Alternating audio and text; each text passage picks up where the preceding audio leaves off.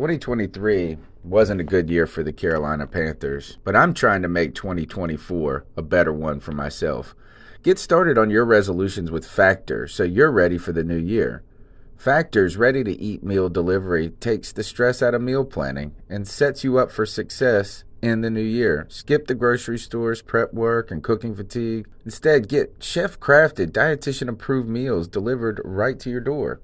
With over 35 meals to choose from per week, including keto options, calorie smart, vegan plus veggie, and more, plus over 55 weekly add-ons, you'll have a ton of nutritious and flavorful options to kickstart your resolutions. Skip that overpriced takeout trap. Factor is cheaper and way more delicious than takeout. Get chef-crafted, restaurant-quality meals delivered right to your door, and they're ready to heat and eat in just 2 minutes, which means more time for you.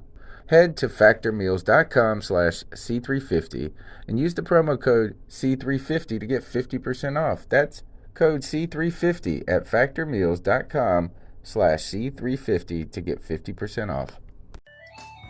Panther Nation, the C3 podcast, brought to you by CarolinaCatChronicles.com. I had fun, man, just out, you guys joking, we working at the same time, putting the work in as a team. Like I said, I'm just glad to be with the guys, My favorite night of the week? We're going to go out there, and we're playing to win. We're not out here just to show up. We're out here to win. I don't want guys that want to win, because really, who doesn't?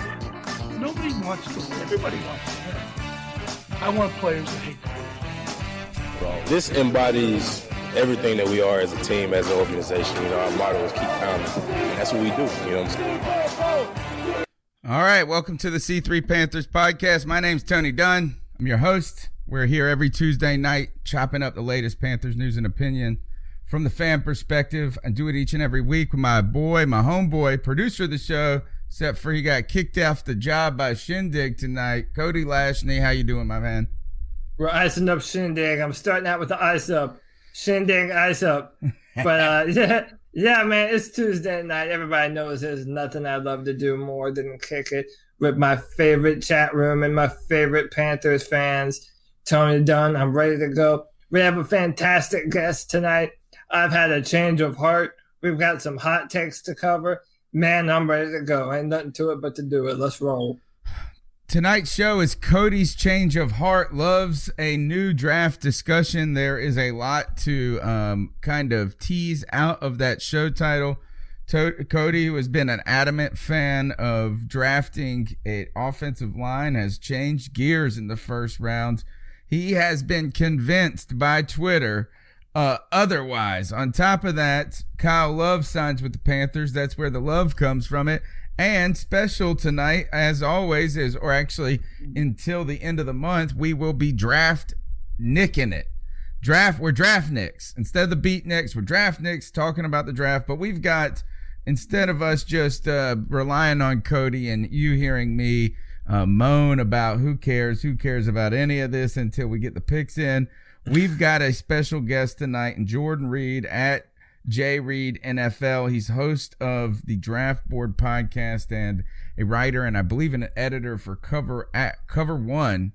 You can follow that at cover_1_. He's going to come in here because, Cody, why is this such a interesting guest tonight in preparing our discussion for the draft? Well, because the draft draws near, and Jordan Reid is someone that I respect a lot in the scouting community. He knows his stuff.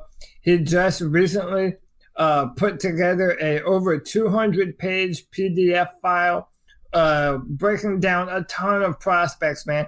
Players that you've heard of and players that you've never heard of before. Every single player that has the potential to be drafted by the Carolina Panthers is on there. There is nothing that we'll be able to ask him that he should not know about these players. And if you spend $10 and buy his draft guide, it goes towards a charity feeding the homeless and people that have been affected by hurricanes in the Carolinas. So it goes towards a good cause as well. Jordan's a good friend of mine on Twitter, and we're going to have a lot of fun breaking down his knowledge of the draft. Yeah, so we've got a lot of insight tonight for you guys as we prepare for the draft, as we get ready for the Panthers, and there's a lot of rumors surrounding that. Are they going to be at 16? Where are they going to go in the later rounds? You'll get the latest discussion on that throughout the night. We go ahead and encourage you to subscribe to the show. The podcast is live on YouTube always. When Shindig's working, we're usually on some other visual platforms like Periscope and Facebook, but really the bread and butter, folks, because I know that there are a lot of great listeners. First of all, the people in the chat room are phenomenal. They're here each and every week. They're calling into the show. They're contributing to the show in the chat room. We thank them so much.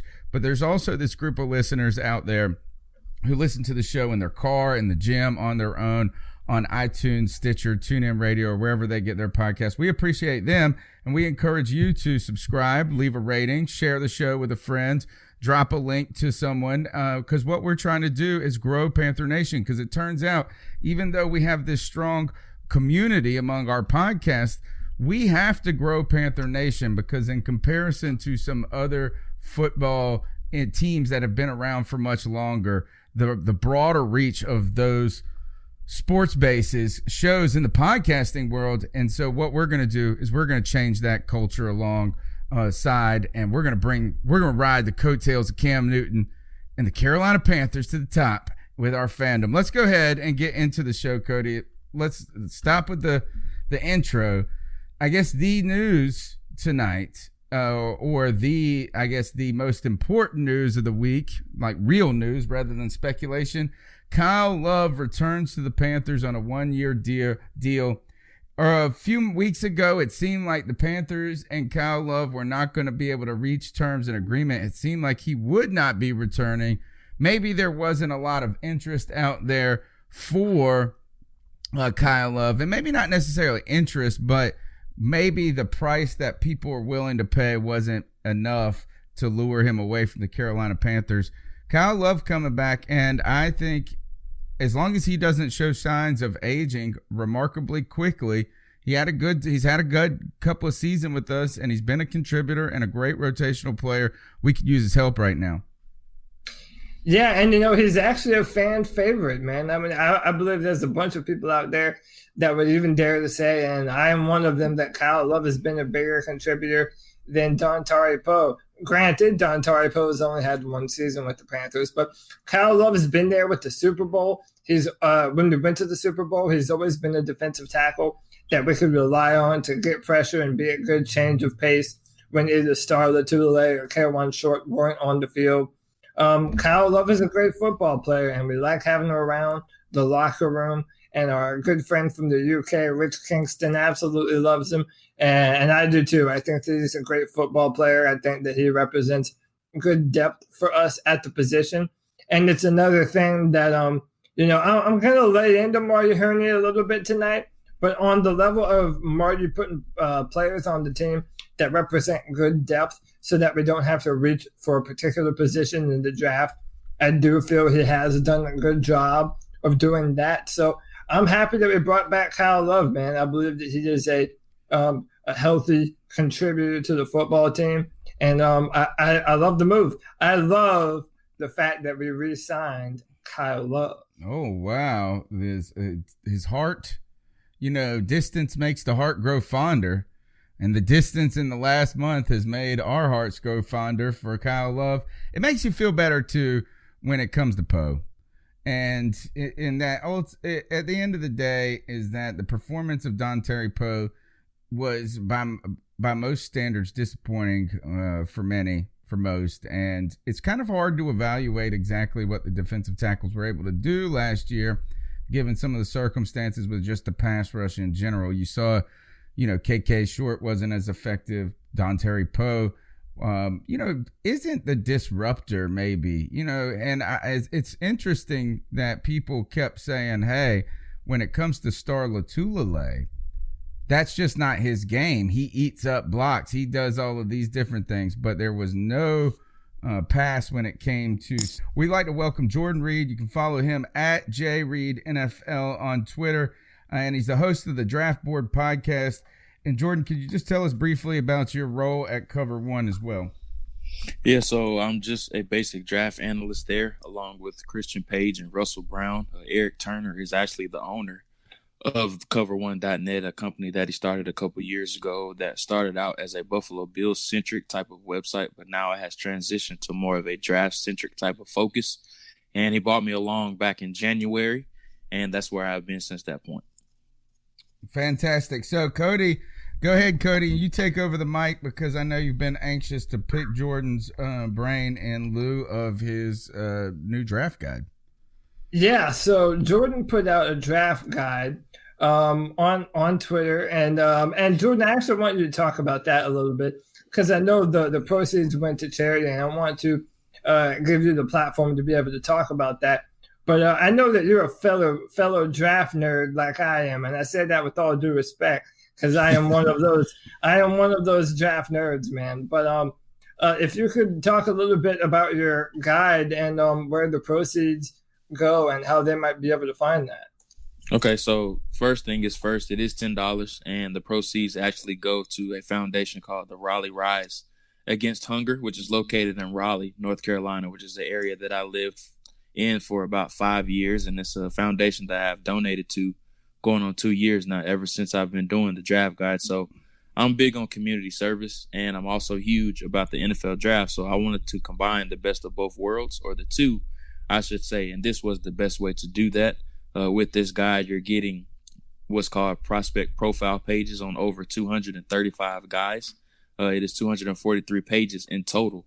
So with that, I know there's a lot of fans that like to cram at the last minute because they've been procrastinating all year and they're not typical draft nerds like all of us. So that's what this guide is able to help them out with. But it makes you feel better about yourself too because you're donating to a great cause. But with this guide, it was my pride and joy. And I think the difference between my guide and a lot of others that are out there, and I don't mean no disrespect because everybody puts a lot of effort into all of these guys, but with mine, I like to paint the picture of both sides of the player. And what I mean by that is you hear about all these accolades and what they have won and things of that nature. So you know who they are on the field. But with mine, I like to take the helmet off too.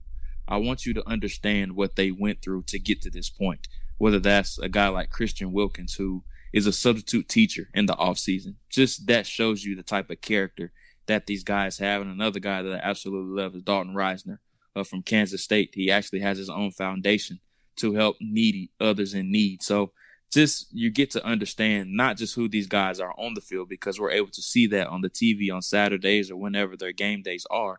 But off the field, that's just some things we don't really have access to.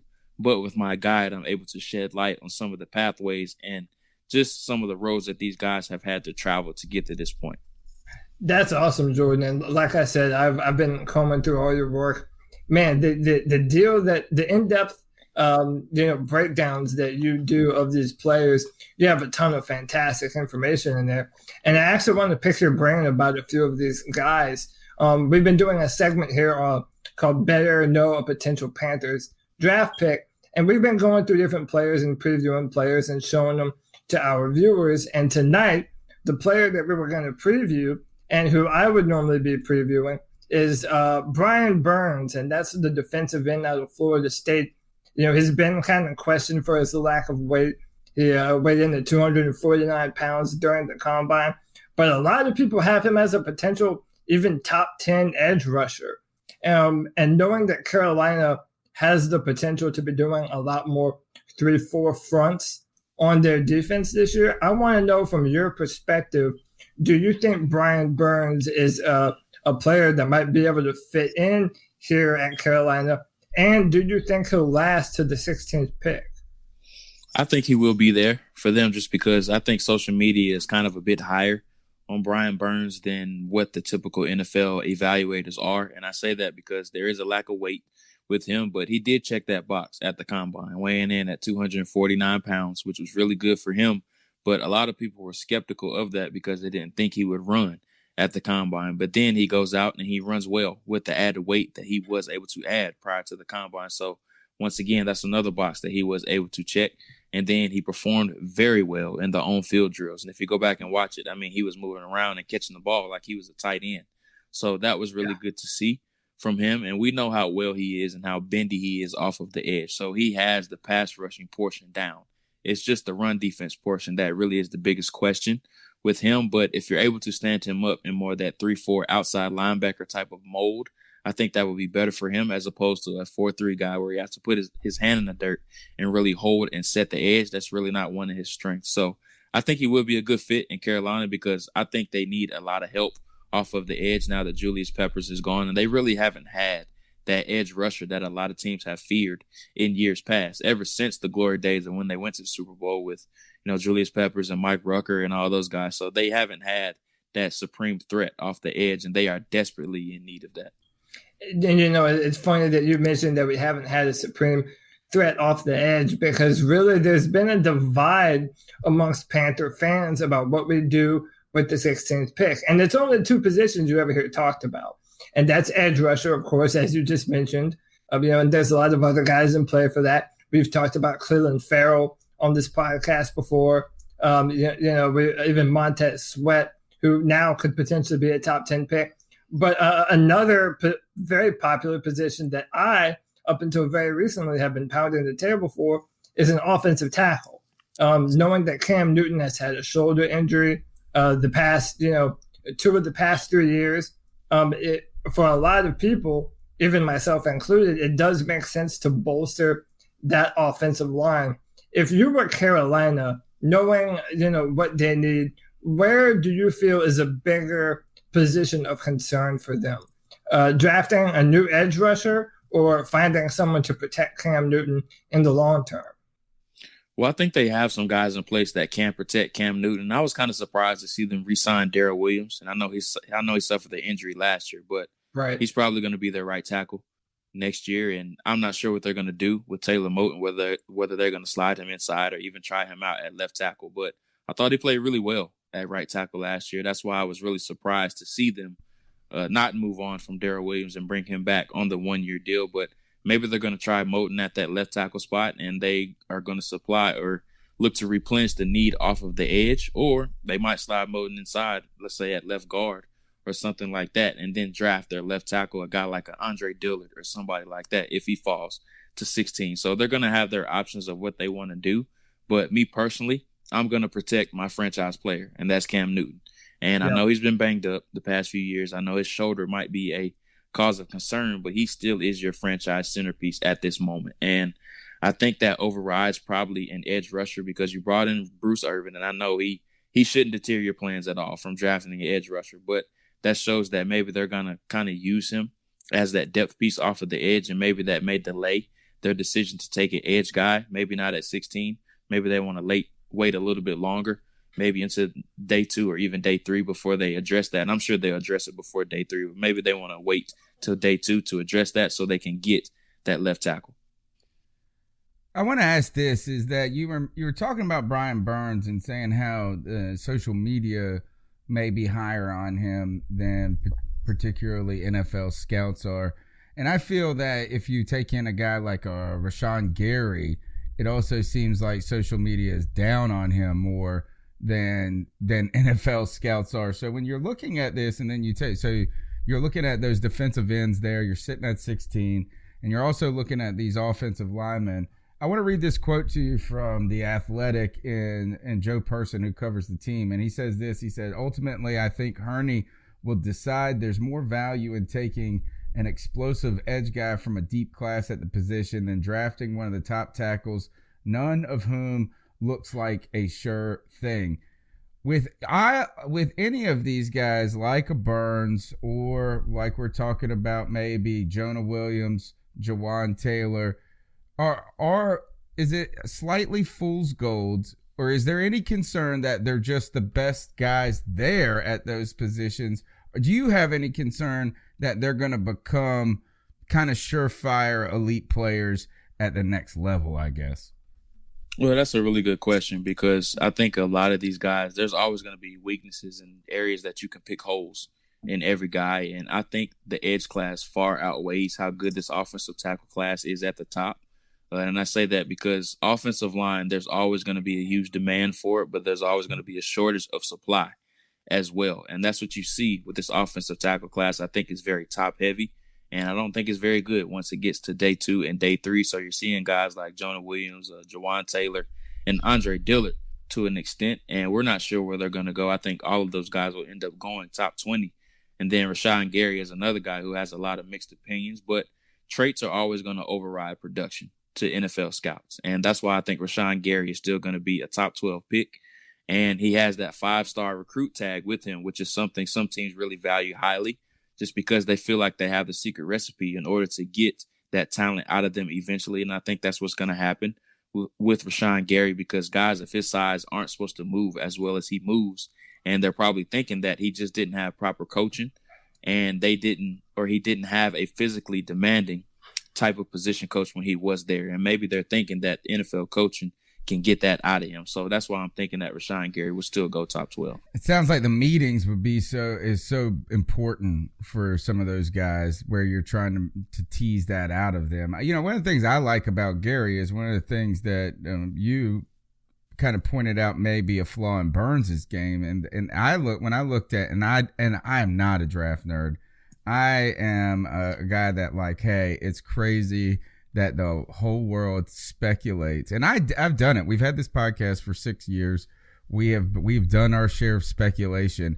And I get on draft day and none of it turns out. Like, one thing turns out the way people forecasted it. So I get fatigued by all that guessing. But do you think Gary is solid against the run, I guess? Because I just looked at his YouTube highlights. I'm not a Michigan fan necessarily, but from what I saw, that he looked pretty good at setting the edge.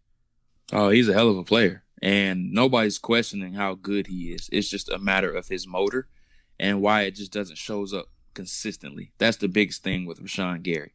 Nobody's questioning how good he is or his ability, or his traits are very evident of that. I mean, he's 6'5", 260 pounds or 60 pounds plus, and he's running a 4.5, 4.6 40. That's phenomenal for a guy of his size and a defensive lineman in general. It's just a matter of him going hot and cold. That's the biggest thing. He really plays when he wants to play. That's the biggest thing out there about him. So maybe a demanding coach will be able to get him to have that hot motor running 100% of the time. And if he's able to do that, I think he can be a near all-pro type of talent. It's just a matter of, can you get that out of him consistently, not only over the short term, but over the long term as well. Some people said that about Julius Peppers at times, and I thought that they were insane. But my last question for you, I'm going to turn the mic back over to Cody, is that each and every year I look at the draft and everybody has it set. I won't say set in stone. To me, it seems like people got it pretty well figured out this year from their perspective. And then every year something bizarre happens, whether 4 wide receivers go in the top 10 when no one saw them going in the top 10, any receivers going in the top 10. I think that was 2 years ago, the John Ross draft.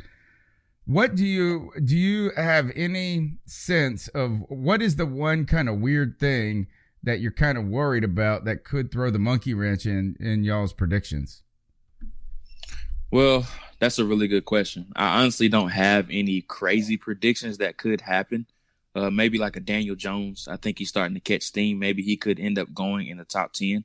I think that's something that could throw a wrench in everything. And the Giants at 6 has been a common comparison or common match for him that's really starting to pick up steam here lately.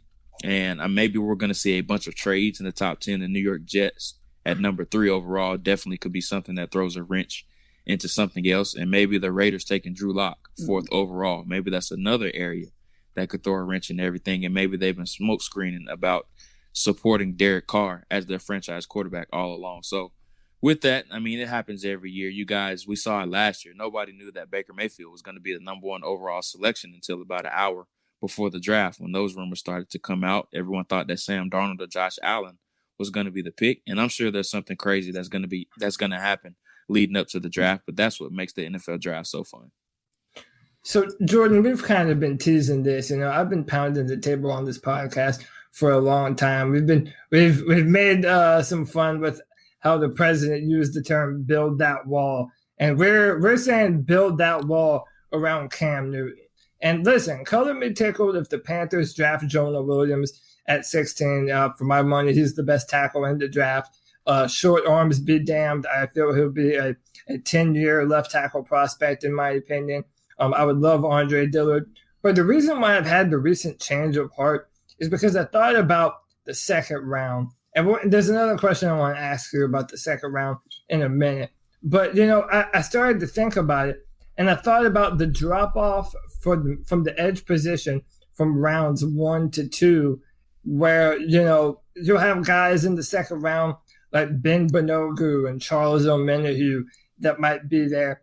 In my opinion, that seems like a steeper drop-off than a Yadni Kajust from West Virginia, or even like a Caleb McGarry out of Washington, or Bobby Evans.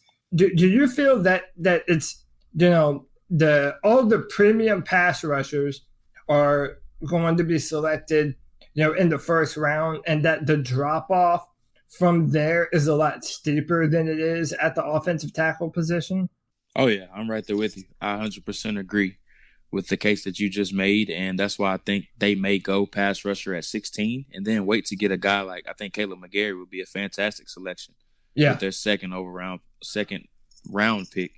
So if you're able to get Burns and then follow that up with McGarry, I think that would be a great start to the Panthers draft, and I think you're absolutely 100% spot on as far as the drop-off from the first round of the first tier of edge rushers to that second tier. And I think the Panthers will be in range to get maybe Brian Burns, and I think Cleveland Farrell will be there for the taking.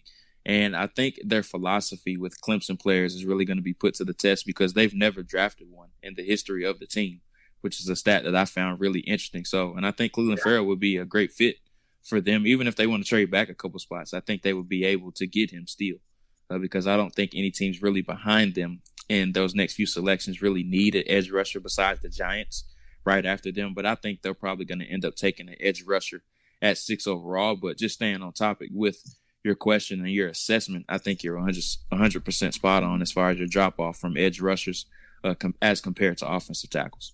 I mean, listen, I don't know if you can see the Clemson championship banner behind my head, but if they drafted Cleveland Farrell, man, I would be one happy camper. I'm higher on him than most. I know a lot of people are trying to knock him because of his bend and he's not so flexible in his hips and his ankles. But for my money, he's so powerful and he has such a plethora of other moves to be able to win on the inside and collapse the pocket with his strength. I'm higher on Farrell than most, and yes, I might be a little bit biased in that assessment.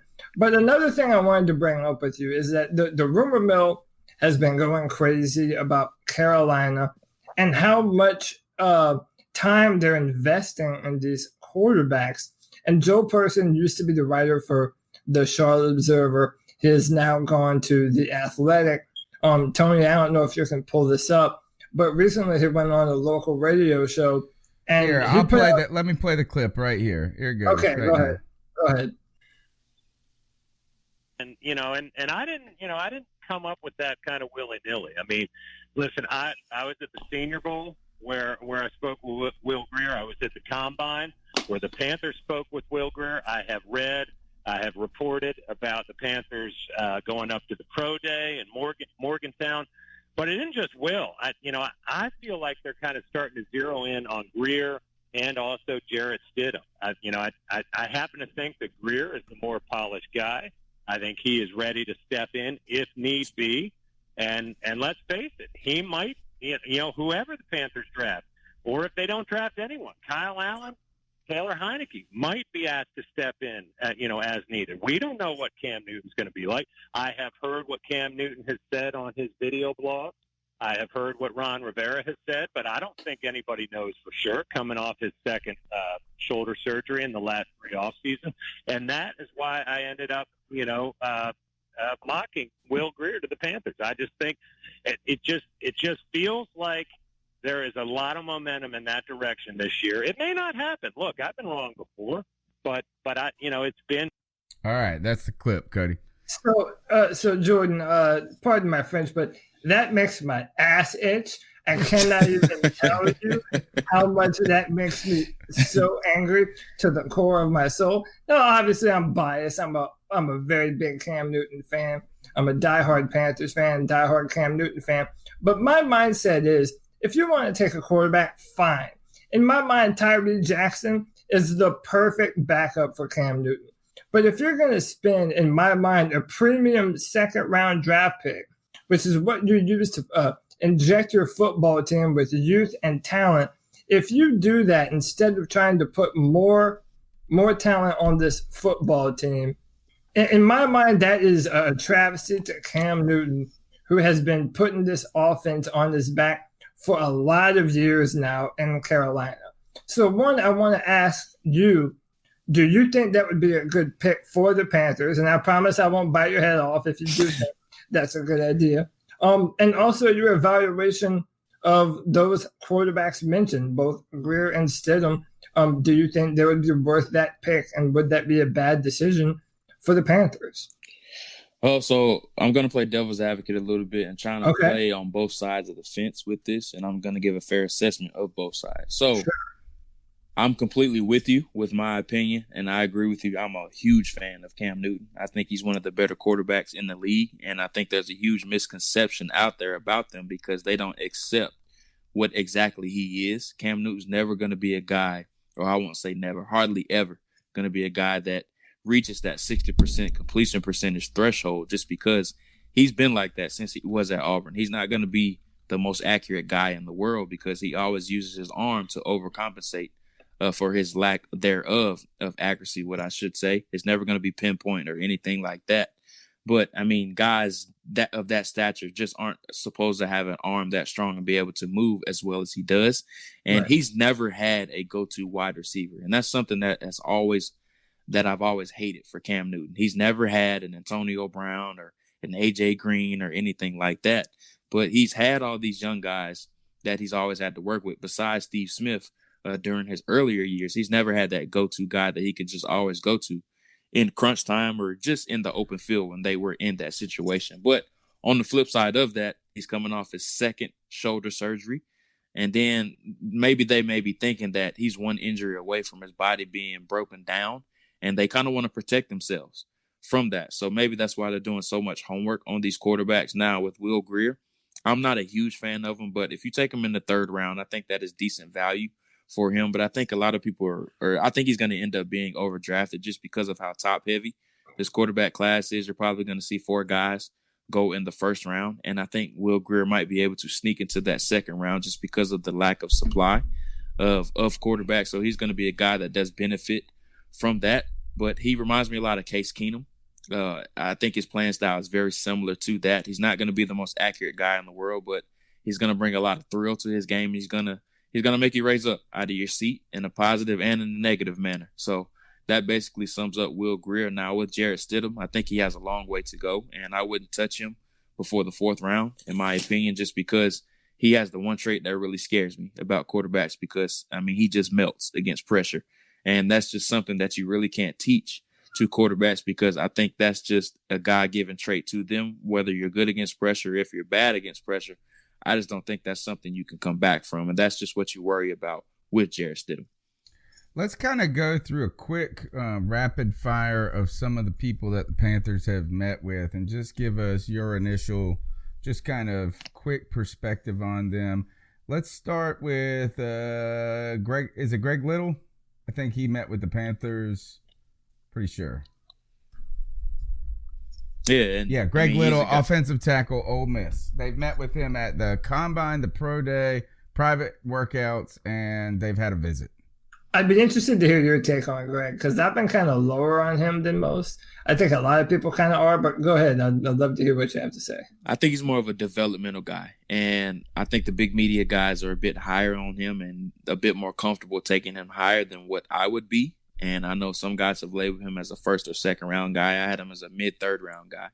And I just see him as more of a developmental guy just because I think he has a ways to go as far as his strength and his hand usage. I think that's where he really lacks right now. And he's only played left tackle in his career. He's been a 30-plus game starter.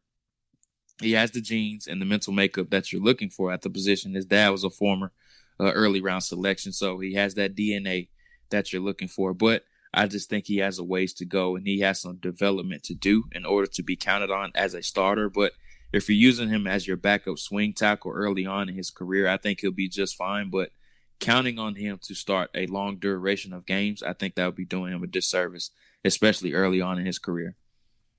All right, how about Lonnie Johnson Jr., cornerback of Kentucky? They've met with him a couple of times.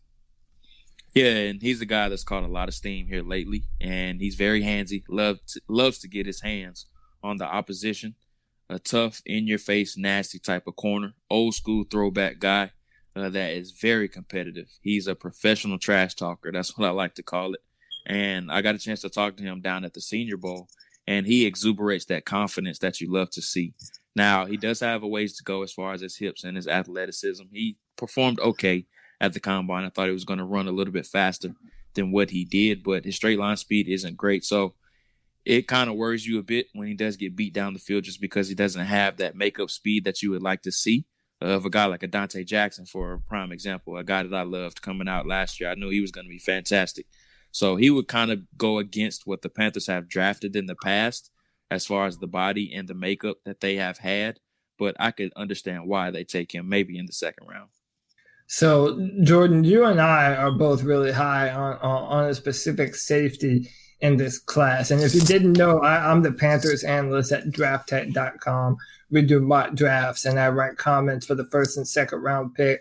And one of the guys that I have us taking this mock draft is Juan Thornhill. And I think that you and I are in agreement. I love everything about Juan, everything from his athleticism to his ball hawking. To all of his stats and what he was able to do in his time at Virginia. Even the position versatility, the guy played corner at Virginia. I mean, he's just an incredible talent. One, do you think it's possible that he does slip into the first round? And, how do you think that fit would be for Carolina, putting Eric Reid in the box as more of almost like another linebacker type, protecting the run? And do you think Thornhill could potentially play that single high free safety for the Panthers? Yeah, I think he definitely could do that. And I think he would be one of the better fits in this draft class of anyone for the Panthers because he feels a huge need at free safety. And they don't have anybody right now that really can play that. Eric Reid, outside of that, I don't really trust in any of their safeties. And I know they spent a third-round pick on Rashad Golden last year. And I just don't think he can be that one high guy that can stand on the roof and just be what I like to call a traffic patroller. And that's exactly what Juan Thornhill brings to the table. He has that sideline to sideline range, and he can be a mistake eraser on the back end of the defense. And we've seen how many mistakes that the Panthers defense or secondary has made going back to last year. The pass defense wasn't that great for a multitude of reasons. So Juan Thornhill is a guy that could be that accuracy eraser, or a mistake eraser, I should say, on the back end of their defense that cures up a lot of mistakes on the back end of that defense. And he's not just limited to being a free safety. He's come down to play linebacker, strong safety, nickel, and even cornerback, like you mentioned. So he feels he wears a lot of hats on the defense to now where they could exchange some guys on the back end of their defense too, and Dante Jackson and James Bradbury, and the list goes on and on of these guys that they could interchange at multiple positions if you're able to secure Juan Thornhill. So, Jordan, this will, and again, I want to thank you for coming on, man. We definitely value your insight, and we're happy that you were able to come on and join us tonight and talk about these different prospects. I know it's been kind of rapid fire, so we definitely appreciate you. But one of the last thing I wanted to ask you about, and this really kind of took me back. Apparently, Greer Williams, who, for my money, and I don't know what you believe, I think Greer Williams is the best corner in this entire draft. I know a lot of other people say Byron Murphy, and I like Byron as well, but I feel that Greer's ability to man up a receiver is second to none in this draft, and I think that goes a longer way in today's NFL. But Greer Williams hasn't met with any teams in this draft class. He hasn't gone on any official visits. He hasn't he's had no private workouts at all. Do you think there's a possibility that he might slide? And why do you think that this is happening to him? Yeah, and that's something that was really mystifying to me. And it's something I've really never heard of from any other prospect, because even if you have questions about a guy and his off the field issues or just want to work him out again, you're going to bring him into the building. But with Greedy, nobody brought him in for an extra visit, which was really puzzling to me. And maybe they just think his off the field resume is clean enough, or they have enough information on him to feel as if they didn't need to bring him in again. But it's a situation where you usually would see maybe one or two teams try to bring him in, but having no team bring him in at all, something is just not right with that. I don't know if it was an agent issue or if he just shut out all these teams or something else behind the scenes is going on, but we'll find out on draft day if he does suffer a slide, especially if he doesn't go in the first round. So where is he projected at? Top 20 now. Wow. And I think how is that top 20 prospect not get a visit? That's the most bizarre thing ever. It's that's why I said it's very puzzling to me. Okay. All right. Well, look, Jordan, I know that we asked you to come on for like 20 minutes and we just kept you going and going and going. We appreciate the insight that you've given us. You're host of the Draft Board podcast. They can follow you on Twitter at JReidNFL. Tell us also, just so the people listening, because we got a lot of people in North Carolina that would love to support that foundation, how can they get a hold of your draft guide? So you can find it on cover1.net. And like I said, it is $10, and your $10 go to charity. All the proceeds from this project will be going to the Raleigh Rise Against Hunger Foundation located in Raleigh, North Carolina. And it's a great cause because you're fighting poverty-stricken homes and also trying to end hunger, not only here in the United States, but also internationally as well. They have offices in Uruguay, Hungary, the Philippines, just to name a couple locations. But with the draft guide, you can also find it at the top of my Twitter page. It is the pinned tweet at the top, and that's at JReidNFL. That's at JREID NFL. Just click the download link. It'll take you directly to everything that you need to do to sign up in order to obtain it. Man, fantastic stuff. Thanks for coming on C3 Podcast, man. And maybe we can catch up with you after the draft and hear your thoughts. Absolutely. Thank you guys for having me. All right, thanks man. to Jordan. All right, Cody, man, great get right there. And Jordan Reid really breaking down a lot of, so many names out there. I mean, if you just look at all the meetings that the Panthers have had right now, I would say, though, looking at this list just from Walter Football where they're tracking the meetings, I've looked at these lists in the past. Now, I haven't done any statistical analysis of this list in comparison to the past, but boy, is this sucker defensive tackle and offensive tackle. I mean, offensive lineman, defensive lineman heavy. It is super heavy. I was sitting there going, I'm going to meet. Let me say this. They have marks about all the they've marked all the players that the Panthers have met with multiple times. And let me read you the names, and it's insane. Bobby Evans, he's an offensive tackle. Let's see, the Greer guy, they've met with him a couple of times. Greg Little, offensive tackle. And let me see, Montez Sweat, Clayton Thorson. It seems like Deebo Samuel. So some of the guys that they are multiple times, I don't think this is probably a fair list because they're local guys, and I think they don't count towards their list as much. But it really looks like they are strongly targeting. You don't see a ton of linebackers up here. You don't see a ton of running backs up here. I mean, you don't even see a ton of wide receivers that I think are all that serious of prospects. But a ton. They are really interested in putting some horses in the stables when it comes to those trenches. I mean, Titus Howard, Eric McCoy, who I'm a huge fan of, Caleb McGarry, Darnell Savage, Draymond Jones. I mean, there's a lot of people they've had coming in. And now Cody Ford, who strong name, by the way. But I really like Cody Ford because he played right tackle for Oklahoma, but he's also played left guard for Oklahoma. And he's one of the better picks in this draft. And he's someone that we haven't talked about enough. Cody Ford is a mauler. If you hear that name at 16, that is not a bad pick. If you don't know that name, you have my stamp of approval on the man. I think that he is an incredible player. But I kind of want to touch on, the name of our show tonight, and I mentioned it with Jordan. And, I know I've been pounding the table for Build That Wall. And, of course, Tony, I want to hear your opinion on this too.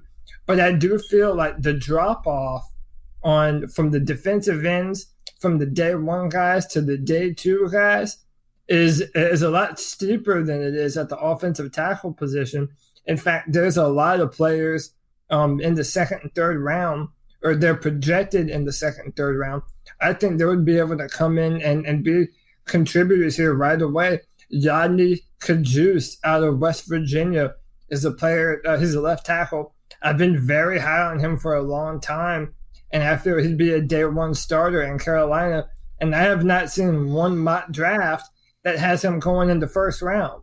Whereas if you look at the defensive ends, the gap between Cleveland Farrell and Rashawn Gary, then to guys like Charles Omenihu and Ben Banogu and Chase Winovich, it's a much steeper fall off. And I feel that as far as position value is concerned, we might be able to kill two birds with one stone, getting a starting defensive lineman and a starting offensive lineman. But I feel in order to have the premium talent, 16 probably should be the defensive end position, either Cleveland Farrell or Brian Burns. And that's just kind of where I'm at now. I'd love it if it was an offensive lineman too, but I feel that for the value of the position, edge rusher might be the better pick right now. Cody in Virginia is here joining the show. We can hear the show slightly in a slight little reverb, so you might need to turn it down, just the speaker down a hair. But I'm gonna turn the mic over to Cody in Virginia right after I answer Cody's questions about the offensive lineman, defensive lineman. Ultimately, I don't think this is that you're gonna get a starter. You're guaranteed to get a starter even at 16 at either of those positions. Is that maybe they will be a starter at some point in the season. Maybe they will be a big contributor at some point in the season. But we've seen some really top tier players, maybe even later when it comes to offensive linemen in the later half of the first round, that really don't come on till the end of the season or next season. So for me, Cody, is unless you're in love with the guy at 16, I wouldn't mind the Panthers moving back in the first 4 or 5 spots, still getting a guy that is reasonably at the edge there, and then picking up, maybe being able to swoop in early in the second round, move up in the second round and get your guy. Because I tell you this, is that when you start talking about the drop off from these players and that players, what we're really talking about in the end of the day is development. And we know that this staff is not always interested in putting a lot of pressure on these guys. I think that this is all we have to talk about right now with the draft. So you expect every guy to be a starter. So you could draft a guy at 16 like a Brian Burns, and all of a sudden he's not really playing as much as you expect throughout the season, just off the bat. So that's kind of where I feel like I would really like to see them commit to the guys early, and maybe that means moving up in the second, getting a guy that you want instead of settling, and maybe getting 2 higher end prospects than one guy and then hoping you get a guy in the third. But generally guards do translate better in the third. Those are third rounders and you can get some real value there. All right, Cody in Virginia joining the C3 Panthers podcast. What do you want to talk about first? Because right now there have been rumors of the Panthers moving up to third. I think that has been overblown rumor speculation. We've got Joe Person mocking Brian Burns to the Carolina Panthers in the first, and even getting a quarterback in the second. Where are you sitting at just 2 weeks away from the NFL draft? I'll tell you, if we trade up to the third, I'll be pissed. I think the value for what we're looking for is going to be there at 16, and we would lose way too much to trade up to third. So first and foremost, I'd like to be able to throw that out of the equation if we possibly can. I feel like when you trade up to, like, when you do something that aggressive, you got to feel you're real close. Kind of like what the Saints did last year. They felt they were close. They sacrificed a lot. I don't know if the Panthers are close enough or should be gambling that heavy just yet, particularly when you don't know about Cam's shoulder. Yeah. Well, to if I might jump in for a sec, another one of the reasons why I changed my stance on offensive tackle in the first round to defensive end in the first round is because, let's face it, we kind of know what the Panthers want to do next year. They signed Darrell Williams. more than likely, if we're all betting men, they intend to play Darrell Williams at right tackle and Taylor Moton at left tackle. So if we know this, then essentially what you're trying to find someone to replace Van Roten, and maybe you can do that in the second round with Chris Lindstrom. It just seems like the way that they've set things up, and knowing how, Ron Rivera will stick with a player like a Mini Silatolu forever and a day, far longer than he should have. It kind of makes me think that whether you love Darrell Williams or hate him, they're going to play him at right tackle, and they're not going to let Taylor Moton play after the year he had last year, so they're going to put him at left. You can find a guard in the later rounds to fill in that left guard position. So that's another reason why I feel that defensive end position might be the pick. And if they wanted to trade up for a Josh Allen, then maybe that's their motivating factors for that. But the point, like, I guess trading up, I think you lose a lot of value, certainly, because you have to. I mean, you're going to have to give up something. A ton. Yeah, and it's going to the third spot. I mean, I don't know if you guys have seen the value that they give. Like, I know they have some sort of numeric value they give each pick. Obviously the first is ridiculous, and it starts to go deteriorate as far as the actual physical value of the draft picks. Yeah. We would have to probably give up our first. Obviously, we have to give up the first in the first round, give up the second, and possibly even give up a 2020 draft pick. Yeah, like a first round draft pick. Yeah. Oh, absolutely. It's insane if you want to try to move into the top 5, and then ultimately, who would even that guy be? Really? Yeah. Are you guys that sold that Bosa is going to be the next legendary player? Yes. I'm not. Yes. I mean, go ahead. I was going to say there's too many busts. Why? With what? And I think a good point in Tony, you asked me this, in your initial question about the possibility of trading down or trading up or just maintaining at 16. I love the idea of trading down. I would love the idea of trading down if the Raiders would be willing to give us their 2 later round draft picks. Yeah. That way, and Cody, you talked about it with the draft, with the defensive end. There's a lot of defensive talent, and there's a big difference between first round talent and second round talent. And if we can get multiple defensive picks for the first round later in the first round, we miss that plateau, hopefully, and we can actually get a lot of value in the first round with the defense, and we can focus on getting that depth in the offensive line and possibly draft a quarterback, which I'm not I'm not ideal on, but we'll see. Yeah. I definitely, I understand that mindset. It doesn't not make sense. I'm just of the mindset that, again, I don't want to be one of those nerds that's pushing my glasses at my face. Well, I watch a ton of film, and let me tell you about blah, blah, blah. But listen, man, there are only a few players being talked about in the top 5. It's Josh Allen, Kyler Murray, which we're not drafting Kyler Murray, Nick Bosa, or Quinnen Williams. And honestly, Quinnen Williams, for my money, is the biggest game-wrecking defensive tackle I have ever scouted coming out of college. And I mean that. I'm not saying that he will be the next I'm blanking, the guy from the Rams. Aaron Donald. Aaron Donald. I'm not saying that it's going to be the next Aaron Donald, but when you compare their size and their college tape, Quinnen Williams had better college film than even Aaron Donald. Now, could these players bust? Absolutely. It happens all the time. But imagine a premier pass rusher like a Nick Bosa, like a Quinnen Williams.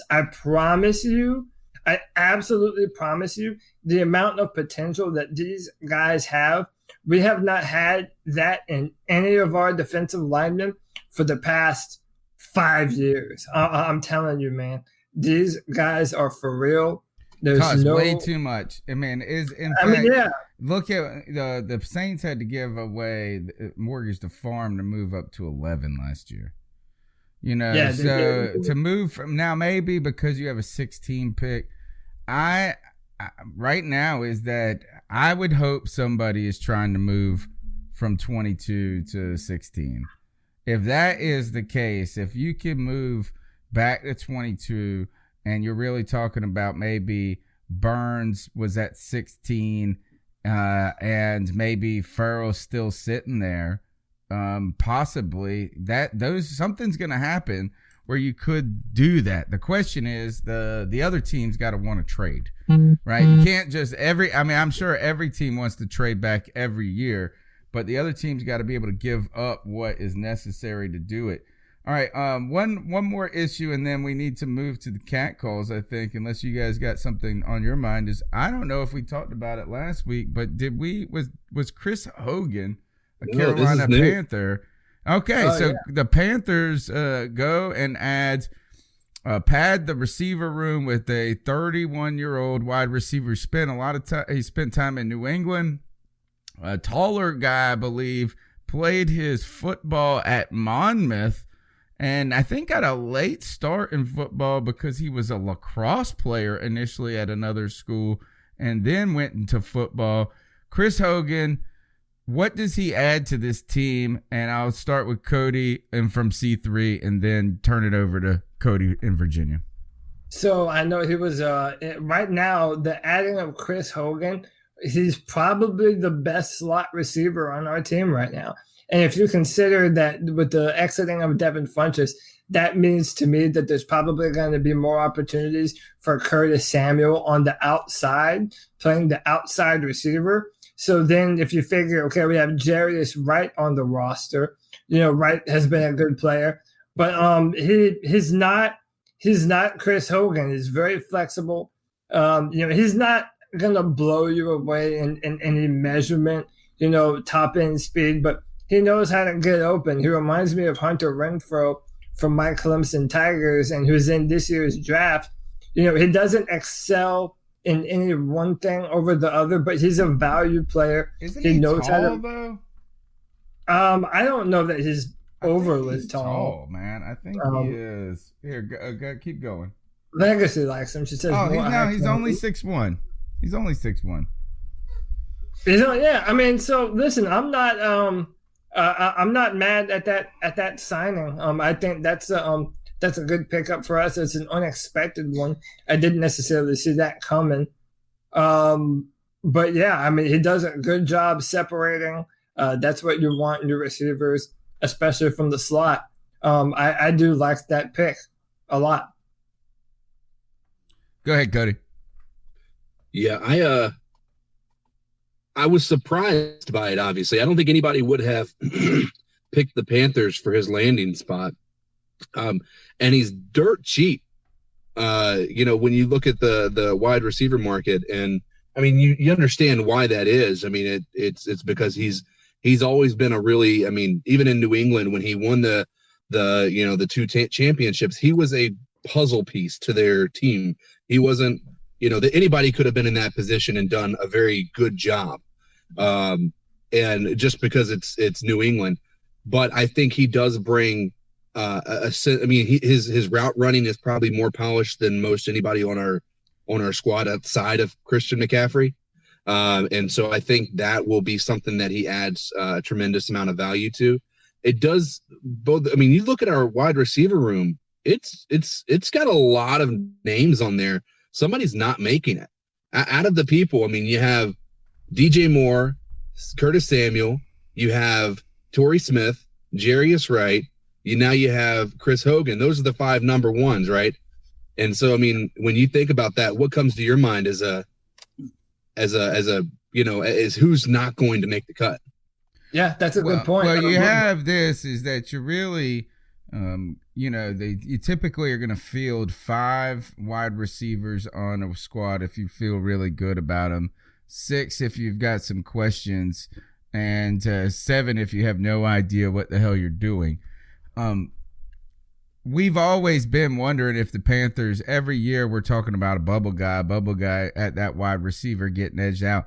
What I like about this move and what I think that this signals actually is that the Panthers are going to be putting a lot on DJ Moore and Curtis Samuel, and that the 3 guys behind them in many ways. And I don't know if that's the best way to describe it because you run 3 receiver sets. But look, Jarris Wright was a good player for us last year. Mm-hmm. He's known. He's very comfortable with Norv Turner. Norv Turner was very comfortable with him. He says he can teach the system.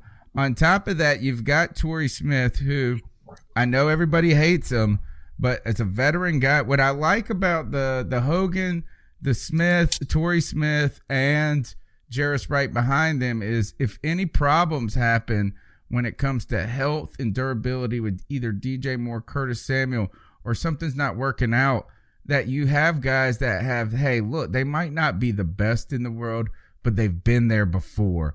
So instead of trying to reach way, way deep into the well with a young kid that hasn't done this, is you're not saying that Chris Hogan is going to just burn people. But, hey, if you got to put him out as a starter for a game or two, you know that he's competent enough to where you don't – there's just competence there. So he's not going to lose the game for you. Yeah, exactly. Joe Riolano in the house. Joey, that freaking Puerto Rican, welcome to the C3 Panthers podcast, your podcast, brother. How are you, my friend? Maybe he's not in the house. Joe's missing in action. We also have, is Josh from Mass there? So Josh, try on your PC. He's trying to do it on his phone. He says it's not working for him. Okay. So go back now, this, as we went to our Joe? No Joe. All right. Cody and Virginia, you said this, is that these guys, where do you think that these moves, I am trying to see this, is what are they signaling for the Panthers, not just going into the draft, but signaling what they think about the guys they got? To be honest, I couldn't even tell you. I mean, if you would have started the offseason and you had a list of predictions, I don't think you would have said any of the things that have occurred with the Panthers would have occurred at the beginning of and it's in a good way, right? I mean, no way we were going to go out and sign another wide receiver when we just let Funchess go. No way we were going to get a high dollar, center because we had no cap space. No way are we going to be shopping on the defensive end market. All of these things kind of add up, and now, 3 of those things come to fruition. Now you take into account Darrell Williams and Kyle Love. I'm telling you, Hurney is making a very hard decision if we don't have a winning season this year. If he doesn't do something bizarre in the draft, is that right now, I don't know how you can say anything bad about Hurney. But we also said last year, on paper, Hurney had done a great job, and then we got old quick. So I think that Hurney has hit a home run. You know what? Maybe he hasn't hit a home run.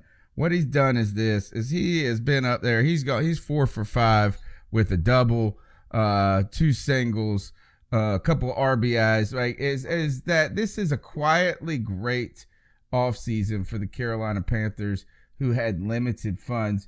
Cody, where do you think, and Joey, if you can chime in if you can hear us and you can see us, but Cody, it's C3 Cody, what do you think the signals are as we now pad a little bit with in these later stages of free agency?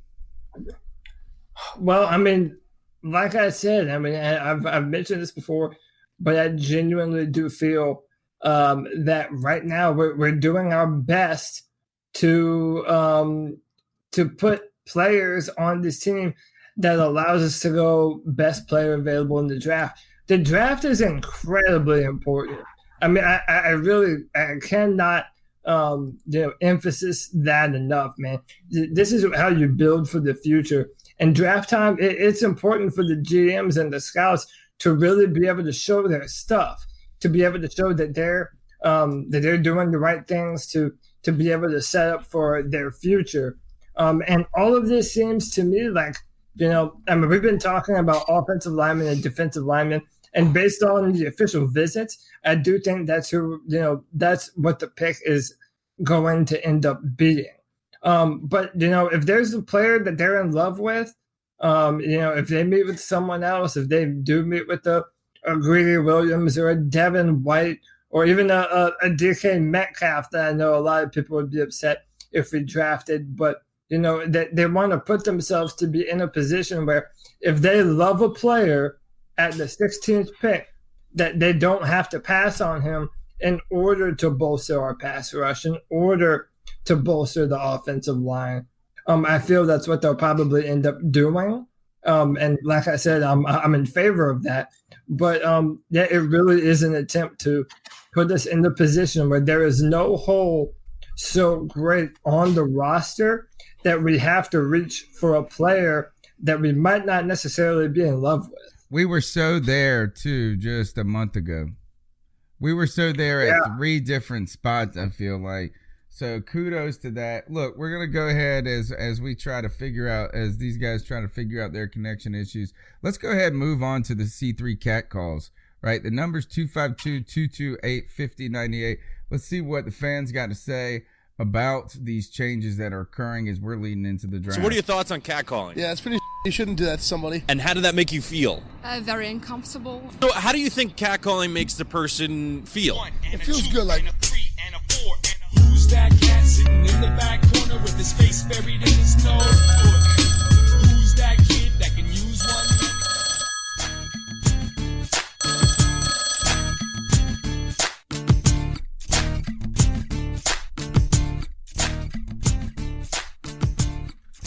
Yo, what's up, guys? My name's Nick, a.k.a. Seven Spot Crawlers on YouTube. Always been a New England fan for, as long as I've been alive. I grew up in Mass, probably about 15 minutes away from Josh from Mass. He introduced me to the Panthers last year and, fell in love ever since. Found out that we just signed Chris Hogan, and I am so happy and so excited. Things that he did last year on the Patriots was ridiculous. I'm super happy to have him on the team. So just want to say that love you guys. You guys put on an awesome show. I listen to you guys every Wednesday. My apprentice at work absolutely hates it because he can't stand football, and if he did like football, he'd definitely be a Patriots fan. But, yeah, keep pounding, guys. All right, man. Thanks for that call. Look, a little insight on Chris Hogan up there in New England. I think that this is not a flashy move, but what you're talking about here is putting some depth there, veteran depth, but guys, too, that I don't think are challenging to what we know we have in Curtis Samuel and DJ Moore, and that's exciting. Joe Riolano, I think you can hear me. We can hear you. He can't. What is going on? Where are you, Joe? He looks so good. He looks so good in his picture, too. His old high school. Look at it. He went to the prom this weekend. Joe Riolano with the old Rico Suave mustache there. Yeah, looking like a young Desi Arnaz, man. All right, so here we'll keep going. The number is 252-228-5098. C3, what up? What's good? It's your boy Swish. I know I haven't called in since like the season, but I'm still tuning in every week to y'all guys. Y'all keep doing what y'all do. I really wanted to just call in and talk about something that I wanted to call in last week to speak about, which has kind of been a little topic this off season, which is guarding, like what to do with guarding, what is guarding play, yada yada yada. And I think that everybody is making too much of a big deal of it. I think it's super simple what you do with him actually. First off, we definitely do need a ball hawking free safety. That's no question. And Garden has a role in the secondary. It's just not at free safety. Just need somebody with a little more range. So it's like, what do you do with Garden? It's simple. You play him at nickel. Like, we drafted him out of Tennessee as a nickel. Yeah. Everything that you've seen at Tennessee that we liked was him playing nickel. See, I don't think that's a hard decision. It's like, we need a nickel. I don't think that's super tough. Like, I think sometimes the Panthers get too enamored with like all the versatility and everything, and they want to take guys and do this and do that, when it's like, just put them in positions to do what you drafted them for. I think that's one of the problems that we have with Shaq. Like, they brought him in to be this super versatile Swiss Army knife, and like they didn't even get a chance to really do that. Not the snaps isn't only an issue, but they made him bulk up and add weight to be a true linebacker. When it's like, you should have just let him get on the field and ball. Like, let him do what you saw him do. Let him do exactly what you drafted him for. And, you know, going into his 5th year, we still have questions about Shaq. And I think Gordon's a valuable piece. I'm not really trying to go through another Shaq situation with Gordon. I think he has a role for us. I think it's at nickel. I think he comes in, plays nickel. I think if you give him a chance to compete, he'll win it, and I think he'll play it at a pretty high level. He'll come in, he'll be there, and he'll be close to the line for run support. The slot isn't always operated by small, shifty guys. You know, Michael Thomas operates a lot out of the slot. Adam Thielen operates a lot out of the slot. I think that, you know, more receivers are going there, and I think Gordon will be able to handle that. But, you know, these are just my thoughts, and I mean, I'm just a Panthers fan, so I don't know. Dude, I think this is a fantastic call. This is the call of the night right here. We're supporting over here. Keep at it. Man, what a great call there, because you're sitting there, you see one of the guys those are the names right there that have been bugging us for years now, going back to Shaq and how we're going to do this. We thought it was Thomas Davis. We'll find out this year. Sad that you have to wait 5 years to figure out with the 1st round pick. But Golden here, you invest pretty much in the 3rd round pick. There is a role. There is an opening there. No Captain Munnerlyn. The question is that it seems like at this point that the Panthers have not gone and made any moves at that spot in free agency. It's hard to think that in the draft they're going to put that type of responsibility on a rookie and invest that high there. So there's a great signal right now, is that Corn Elder and Golden seemingly are lining up to compete for that nickel position. C3 Cody, what do you think about that take? So, yeah, not only that, but I think Ron Rivera agrees with them. I remember last year in a press conference, Ron Rivera said that he likes the idea of Rashawn Golden as our big nickel going forward. And I do think that probably is where he's going to make his living. And, you know, he makes a great point in talking about how many dynamic players line up from the slot.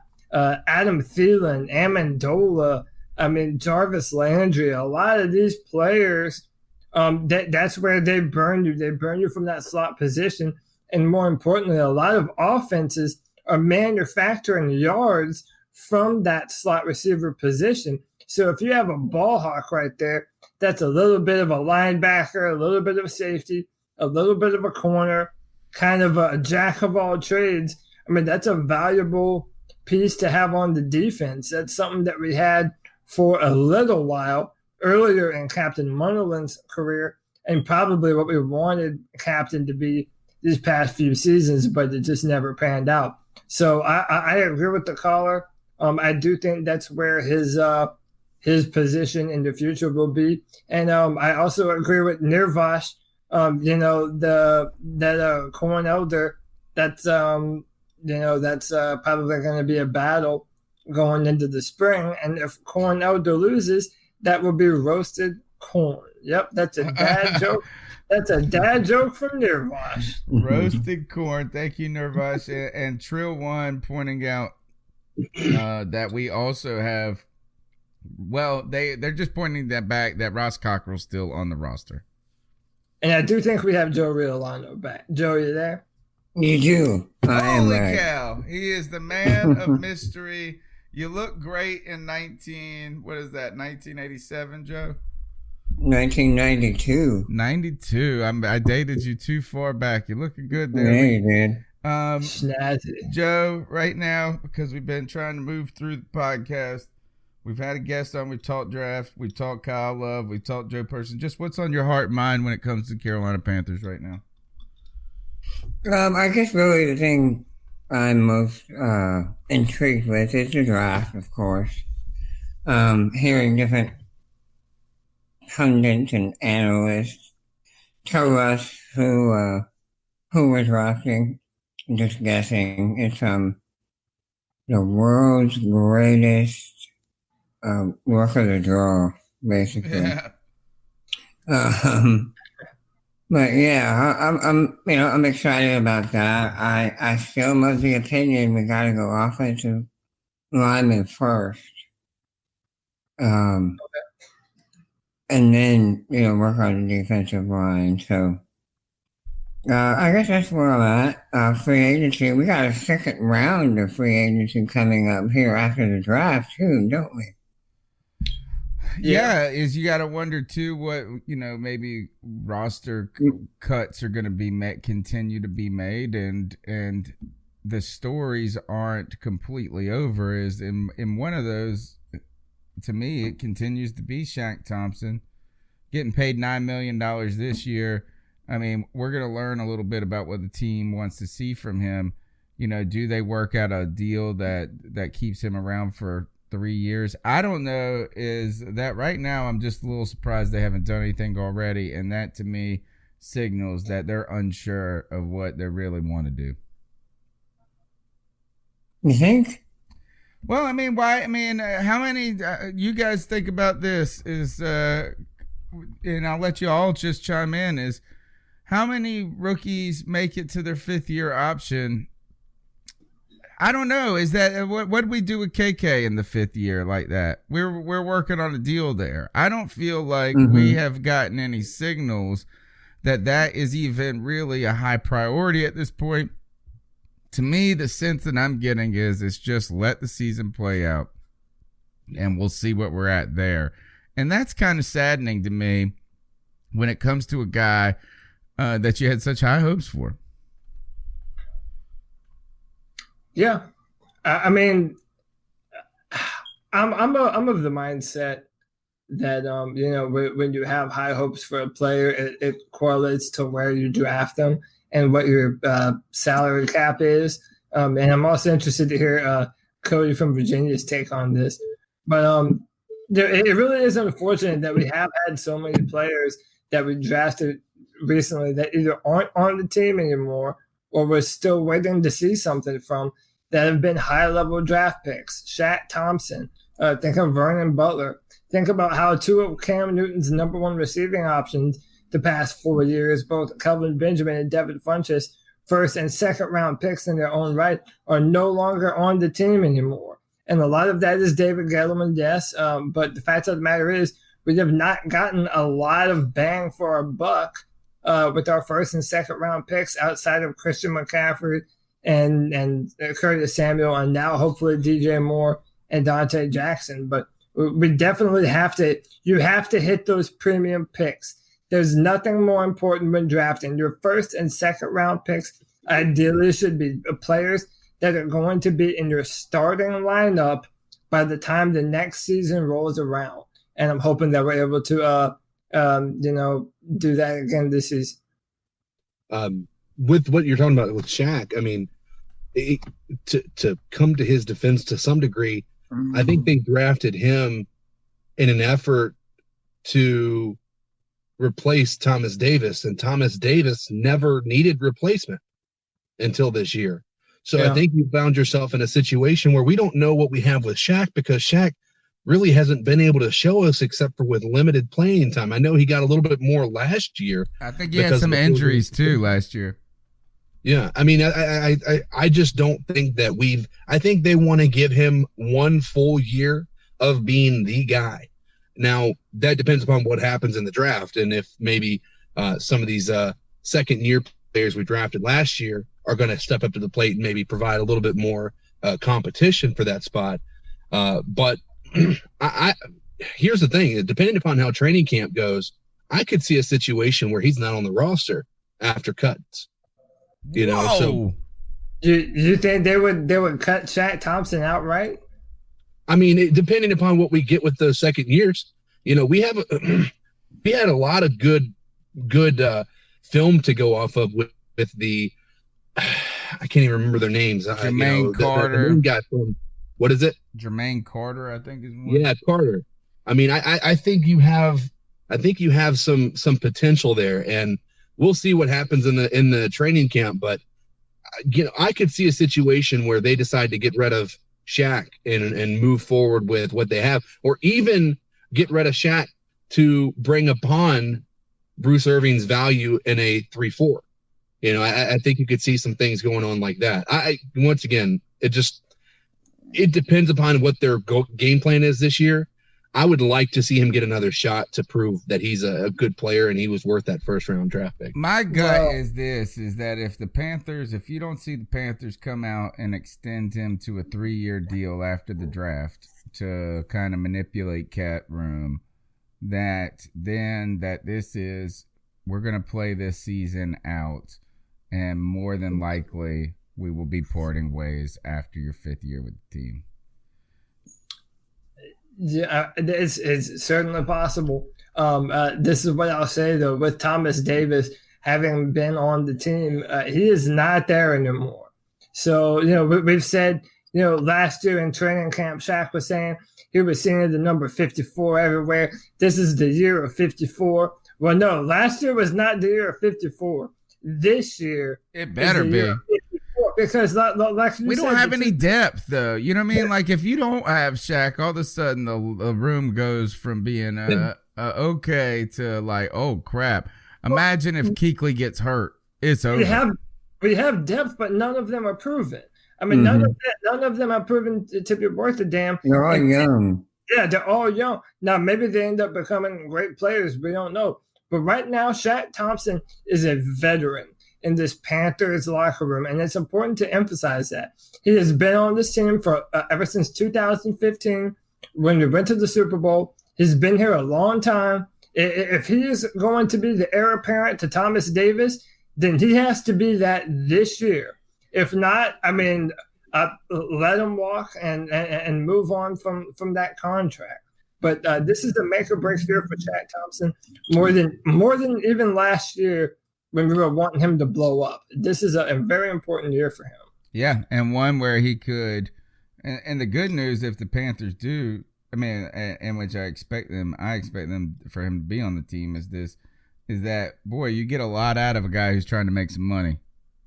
Yeah.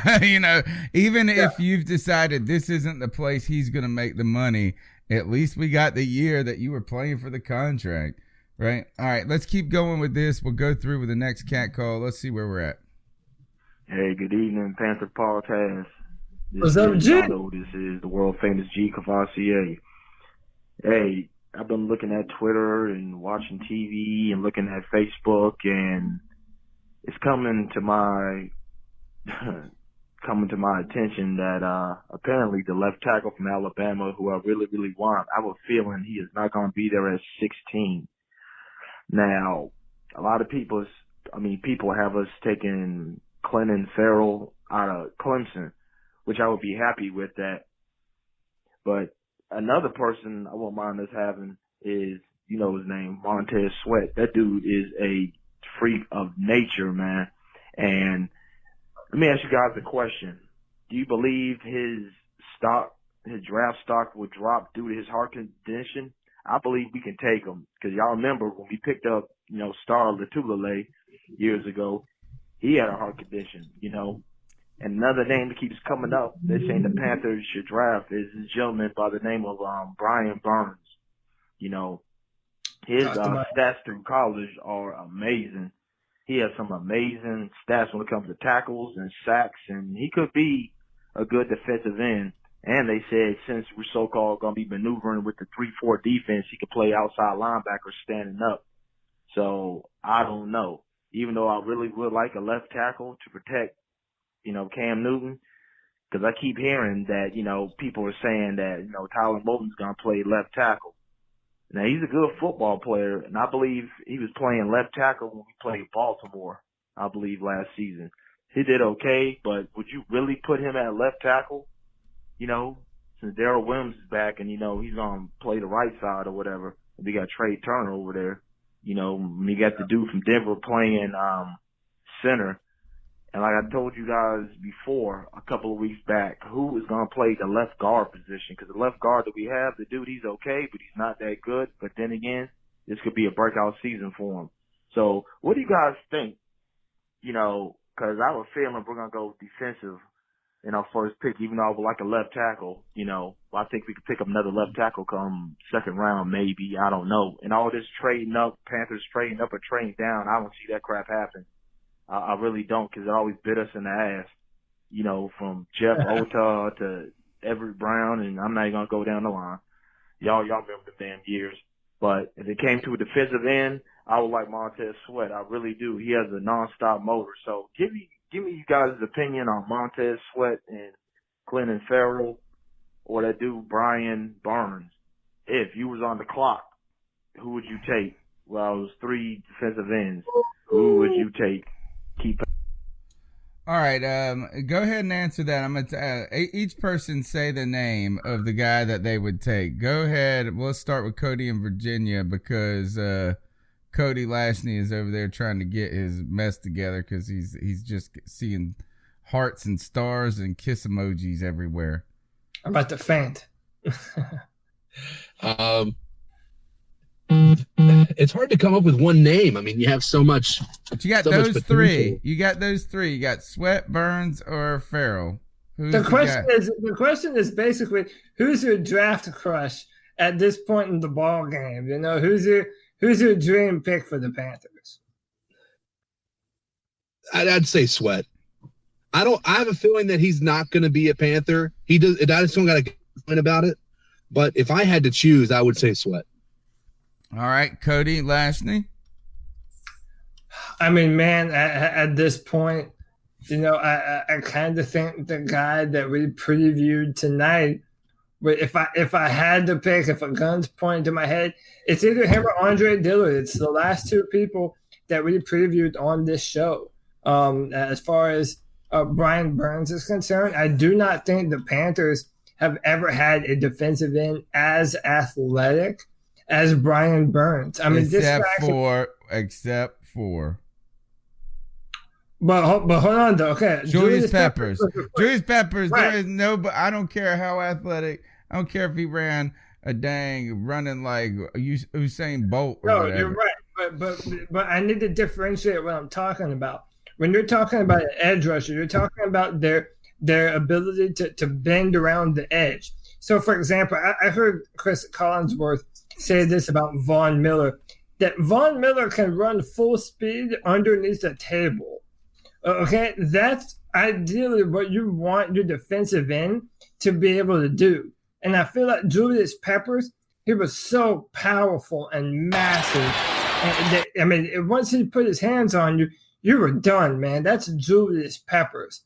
But I feel from a speed rusher perspective, we probably haven't had anyone as fast and as agile as Brian Burns. He might not be the overall athletic prospect that Peppers was, but from a speed rusher position, Brian Burns is Joey. Cody is showing he's not that young. He's not as young as he looks younger than he is, to be honest. That's a good trait, Cody, to have. Well, thank you very much. But we saw Julius. We saw him dunking basketballs, bro. We saw him smashing alley-oops. No, what I don't know what this is called. What is it? I am not taking This is away Julius from Peppers blasphemy on the podcast. I am not taking away from Julius Peppers. I promise you that. Joey, I don't care if you can crab walk under a burning table. You're not more athletic than Julius Peppers. Joey, who you got? Montez Sweat, Brian Burns, or Cleveland Farrell? Or one of the offensive linemen. Yeah, I think I would be going the offensive tackle for Florida. Jawan James? Taylor. Jawan Taylor. Yeah. Nice. Okay. All right, Mike. All right, so I do want to get to 2 points on G. Cavassier's question, right? And that is, one is, let's go back to Sweat real quick. Cody, what is that when Sweat ran that 4.2 or whatever he ran, 4.3. 4.4. Yeah, his draft stock went it just exploded. It was like popping like popcorn. Yeah, he's insane. But I got to say, and this is just me from a distance, kind of just watching the headlines go by, it seems like you add the heart thing in. I don't think anybody has been overly crazy about the heart condition making him slip to like the 6 or something, you know what I'm saying? Something stupid. But it does seem like slightly that the 40 time has lost some of its allure a little bit, its luster some. And it just seems like the talk is cooled a little bit on him. Not soured, just not focused as much on him as continuing to climb. Yeah, and this is something that I mentioned, I believe, on the last show. One of the things that I noticed when evaluating Montez Sweat is that he wins in certain ways. He wins with power, and he wins with length. So, by the way, Montez Sweat has an 83-inch wingspan. I mean, I don't know. I don't know if you understand how that correlates. No, I'm probably not even 83 inches tall.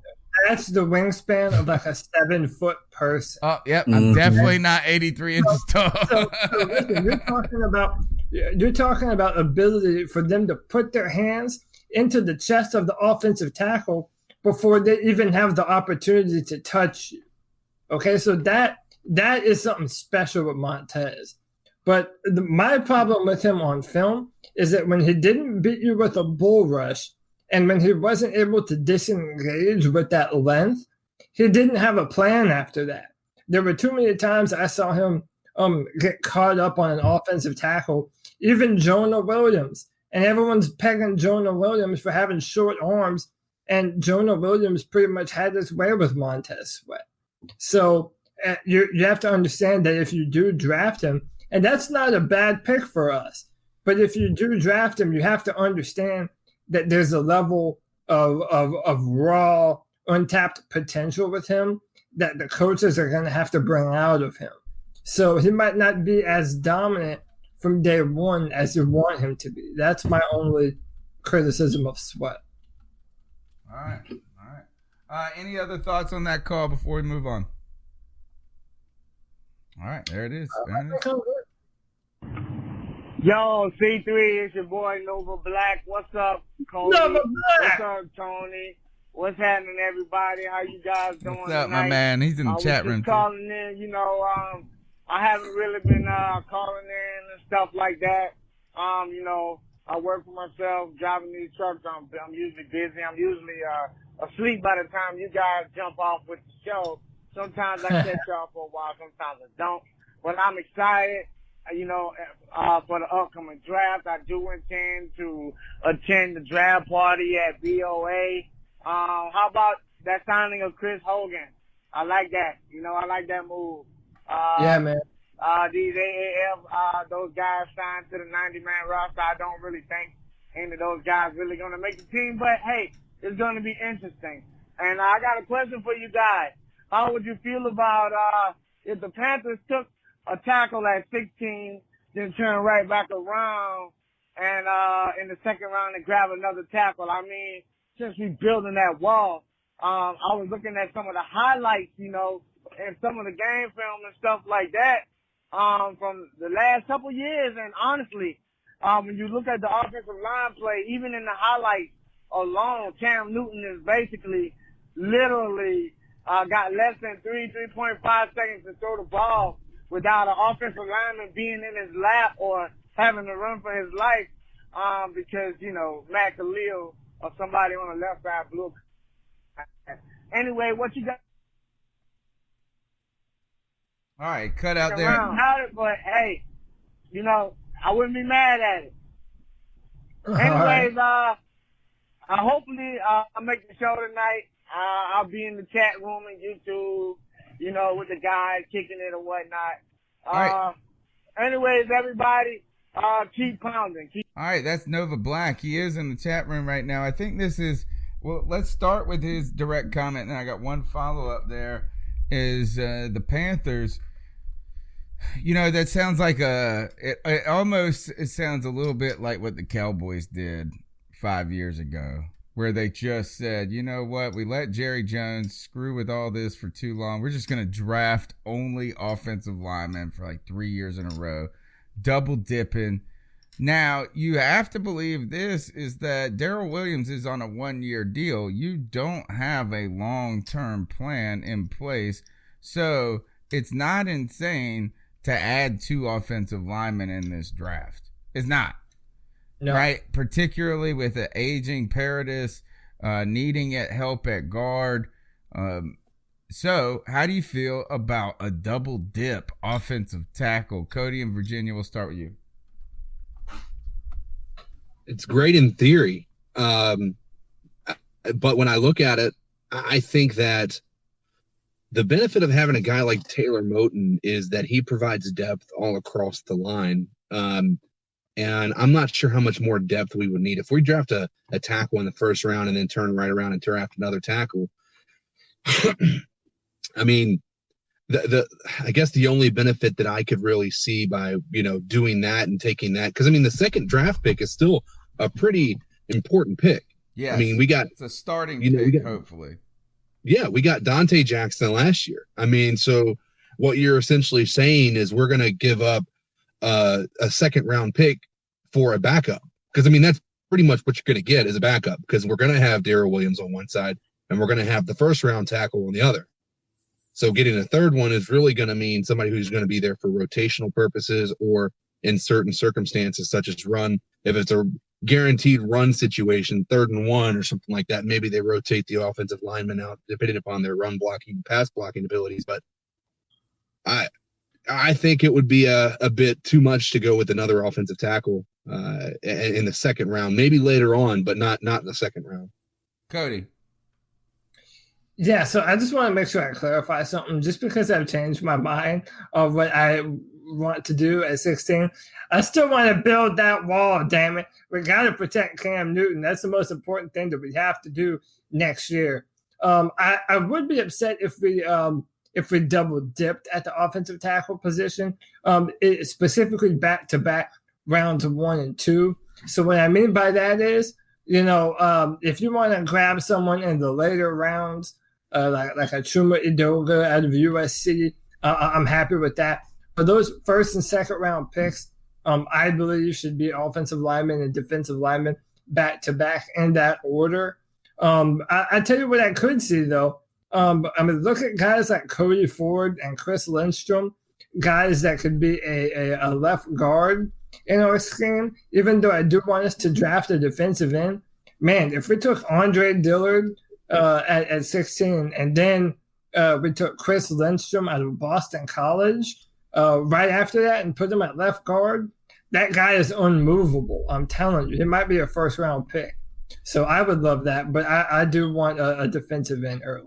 Joey, am I the only one? I feel like I'm the odd guy that everyone assumes at this point that we're bringing Darrell Williams in to start at right tackle. There's the potential of moving Moton over to left tackle. I kind of wonder if the Panthers can eyeball a guy in the first there that they like, that they may not think is ready for left tackle position, put him at right tackle, Darrell Williams at left guard, right beside Moton. I feel like Darrell Williams could be. I think Darrell Williams fits the guard position better than Moton does. Joey, do you believe that Darrell Williams' position at right guard is set in stone? I don't know that it's set in stone. I don't think so. I think I know, first of all, they want to see how he looks getting back from that knee injury. If he has the same lateral quickness, then maybe they keep him at tackle. But if he looks a step slow, it would make sense to drop him inside. Yeah. He's a big boy, too. Yes, definitely. And I think that probably that movement, that lateral movement, will factor into that decision. And he wasn't known for that in the first place, really, either. No. You know, he wasn't known for being fast. It wasn't the worst thing you ever saw but he was a bigger body out there. He was a right tackle. That's what I would say is there won't no thought that mug was going to play left tackle in 2 years, in my mind. Williams? Daryl Williams. I didn't see that. I didn't see that step coming out quick enough to play on the left side. Now, maybe the game's changing a little bit, and then that's not the same. But, yeah, that's kind of where I'm at there is that I don't think just because we signed Daryl Williams to the 1-year deal means that we have it in the mind that he's lockstep right tackle only. I think that a really good line could be Taylor Moton, Daryl Williams, Paradis, Trey Turner, and then a top round. Man, if you put a 16 or even like if you moved up in the second and you put a rookie at right tackle, that's where a rookie probably wants to learn at. Probably easier to learn on the right side than the left. And look, how about the guy that Joe likes, Jawan Taylor?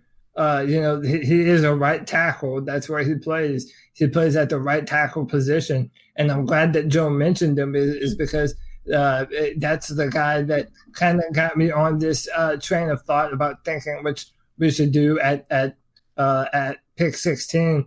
And a lot of people are like, well, Taylor Moton's a right tackle. Daryl Williams is a right tackle. Now, if you drafted Jawan Taylor, you're going to have a bunch of right tackles and no one that's a true left tackle. I think that Daryl Williams is truly a guard. I think he could be a great guard, right? Is that he could be a good tackle, but I think he could be a kick-ass guard. And now he's got that injury. Boy, I think it would work. And the point I wanted to make was that if you take Jawan Taylor, who is probably the best right tackle, maybe the best tackle prospect in the whole draft, and if you put him at right tackle, think how many of the most dominant pass rushers line up against that right tackle. Von Miller, Bosa, Khalil Mack, a lot of them, DeMarcus Lawrence, they're all going up against that right tackle. So you put Jawan Taylor there, and man, that's a badass player. I would love that pick for us. Kind of sounds good when you say it. Moton, Williams, Paradis, Turner. Yeah. That sounds good. It does. Hey, look at that. Look, I'm a draft nerd.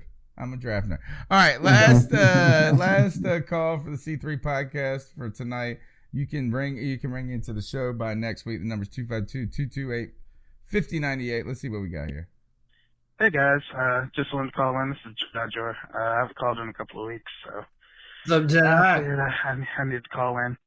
I just wanted to rant a little bit, and I hate to have to do this, but looking at the Cam Newton, the Chris Hogan signing, a lot of the comments were very positive. But every once in a while, you have those guys who are like, "Oh, but who's going to throw to him? Cam Newton can't hit him, and we need a new quarterback." And we ignore those. I realized it took me a while to realize that they're all muted. I realized a lot of those guys are just trolls. And I don't know if you guys have been on the internet as long as I have. I've been on the internet as long as it's in its infancy stage. And the one thing that's always been around are trolls. And the one rule is not to feed these trolls. And I feel like I'm feeding the trolls a little bit right now by ranting right now. But I just wanted to tell those guys to ice up. They never come up with anything good. They always say, "Oh, he always overthrows his receivers. Oh, he's not accurate," which he may not be Tom Brady, but he's well enough accurate to be an NFL quarterback. If you wanted to criticize Cam Newton, I would say that he doesn't go through his progressions well. And that's accurate in, what's the word I'm looking for? That's Fair. a good critique of where Cam Newton's game is in year 8. But all this other BS, it just, it pisses me off. But like I said, don't feed the trolls, guys. They're going to be there. Keep pounding. Have a good day. All right. Yeah, is that there really is no room for Cam Newton slander on this podcast. And to the point of where we really, and you can call us homers and this and that, but Cody said it earlier in the show where he doesn't want to hear the talk about drafting a quarterback in the second round. I don't either, because this is that I think if you're drafting a quarterback in the second round, again, you're putting Band-Aids on problems, and you're not really just going after it. Now, if there is a super true concern that Cam's progress isn't coming, that would be a bold and gutsy move. But ultimately, I don't want to imagine a time where we don't have Cam Newton. Like, that's just how I am at this point. It's like, I want to win with Cam Newton, not without him. Like, I want Cam hoisting the trophy. Let me ask you, can I ask you a question, Tony? Sure, please. If we draft a quarterback in the second round, does that mean we don't re-sign Cam? Because technically, he's got one more year left after this year.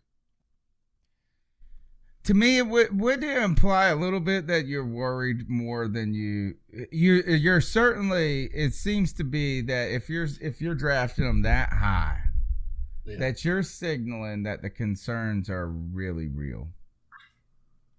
It's not like drafting a Dobbs in the 4th, where you're like, we're padding it for the future. We could develop the guy in case Cam Newton goes down, or we can't afford Cam going down. I think I don't know. Every time I think of a quarterback in the second, all I think of is Kirk Cousins, and damn that RG3 shit, and like how just cancerous the whole damn thing was. And I think the good news is that I don't care if you drafted a quarterback in the first rounds, is that like Cam Newton could walk up there and like just pull out as you know what and be like, this is my house. So I don't really worry about that like being a threat, but I do. I mean, what does it truly signal? Because getting a quarterback in the second is not going to, like, just say this. Just say Cam's not ready. Say that things don't go well and Cam is not ready in the first 6 games. You're just really signaling that you don't believe he will be ready if you go that high, I think. I think that's what the implication is that you're more worried than less. You made in my mind, the best point right there. The Panthers need to tell us something. Cam Newton, if it's that bad, himself probably should tell us something. But that's not what he's been telling us. So if you use a premium pick, and like I already established, be a waste. It's a waste. Your first and second round picks are players that are going to make your team better for the coming NFL season. If you draft a player in the second round that you hope never sees the field, yes, that is the definition of a wasted pick. And then you're sending mixed signals to your fan base. Do they believe that Cam Newton is the long-term quarterback of the Carolina Panthers? What do they do? Does Ron Rivera feel that he's a better coach than Cam Newton is a quarterback? I'll tell you right now, he sure as hell isn't. I mean, it honestly makes my blood boil that when you have this talented of a player at this important of a window in his career, you're going to waste a draft pick like that. I'm kind of the position, Cody, that it would just be better to tank. Like at that point, than to give a second round pickup right now and hope that you're another 7-9 team in 3 years or whatever. What I'm saying is that if Cam Newton ain't right, there ain't going to be no rookie that's going to help us next year or the year after. So you might as well, if Cam Newton ain't right, lose all the damn games like Indianapolis did, and then think about like, hey, well, maybe in the last year of his contract, Cam Newton will be right and we'll have a ton of people. Or you could say this, we're trading Cam. I'm not saying those words, but that we're going to get a top quarterback and move on. Even though I swear I will. I almost feel like we should just close the podcast when that day happens. Sorry. Dude, God, I'm so sad. I just want to make myself clear. I will be absolutely, pardon my French, I'm gonna drop an F-bomb. I would be absolutely fucking furious if the Panthers spend a second round pick on a quarterback. I will be livid. I'll be absolutely. I think Joe coined the term. Is Cody feeling the Hern, or is Cody Hurney, or whatnot? I don't know. Cody's so Hurney. If that happens, I will want to enter into the octagon and beat Marty Hurney's ass. Is what I want to do if they draft a quarterback. I agree. I'm with you, man. I'm with you, Joe. Are we taking this too far? I don't think that there will be a quarterback drafted in the second round. It's not to say we won't get one. I just don't think in the second round. I don't care how enamored with this quarterback Hurney is. We have way too many holes that we need filled on this roster to be looking at a high wasted pick at quarterback. Because that's what it would be in essence, a wasted pick. All right. Yeah. All right. Here is your last moment to say anything, because if not, I think it's time to. We've been through everything. I think it's time to ice the mugs up and get on out of here. So let's do it. Speak now or forever hold your peace. All right.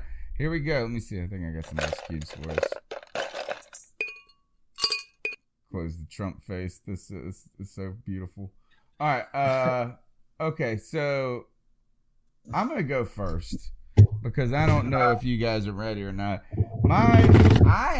And this is the problem, is I follow so much stuff, is I had like 3 really good ones that I've been accumulating all over the week, and I cannot figure what notepad I sent them, saved them in, and all this. So, but luckily and fortunately, a good old Trump supporter came. No offense, Trump supporters, came through today, in Wake County, North Carolina.